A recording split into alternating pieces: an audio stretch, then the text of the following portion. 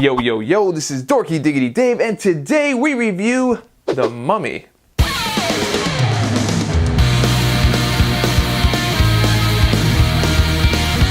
Welcome back, guys. We are talking about The Mummy, and so this one is headlined by Tom Cruise, so you kind of think, usually those movies are pretty good if it's starring Tom Cruise, so you kind of go in expecting something better. I didn't watch any previews. I think maybe I saw a teaser or something like that. That's about it. I stayed away from everything so I can go in nice and fresh.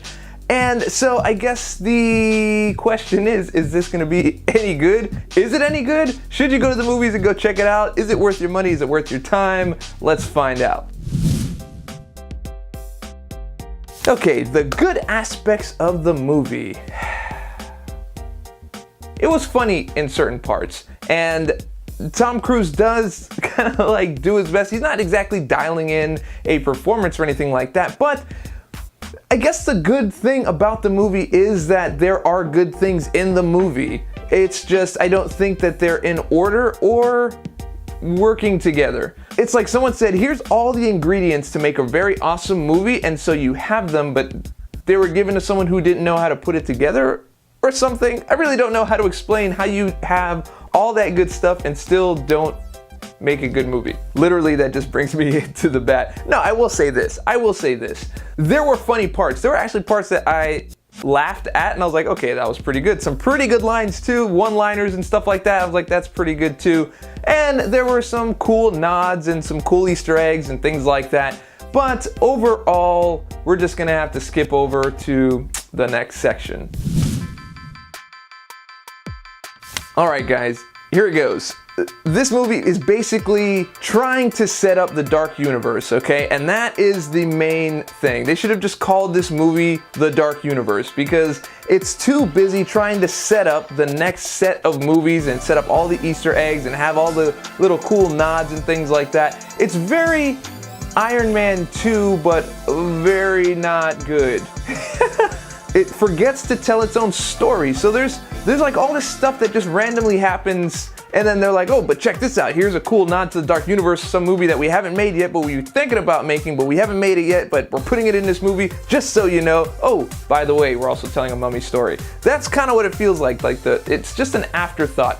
And then there's all these aspects of the movie that feel like they've plucked things from other movies. Like, literally, without spoiling it, there literally is a scene where there's lots of dust coming, which I guess is a sandstorm or whatever it is, and it's flying through the city and it's chasing Tom Cruise and he's running from a huge dust cloud. Like, where have you seen that before? That is like, with my guess, I looked over, I was like, dude, this feels exactly like War of the Worlds. Like, it's almost the exact scene without all the powder in his hair.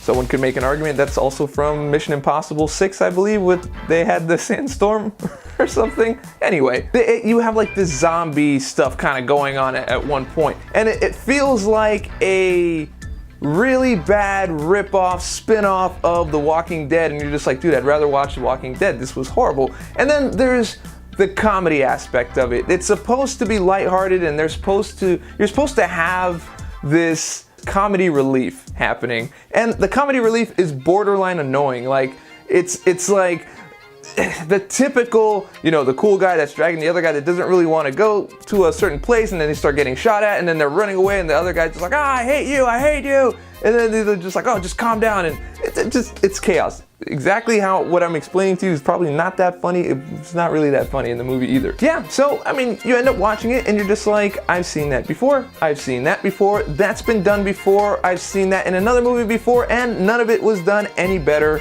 And so it just comes off as meh. Verdict time, guys. I am going with a 1.5 out of 5 on this one. It shouldn't be too surprising, but I think even that's a little bit generous.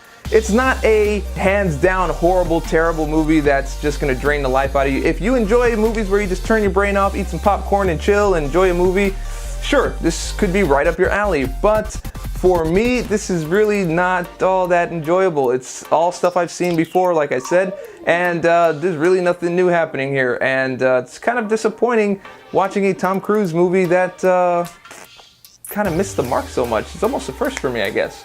Anyway, so that's where I'm at. Once again, this is Dorky Diggity Dave. You just watched a review for The Mummy starring Tom Cruise.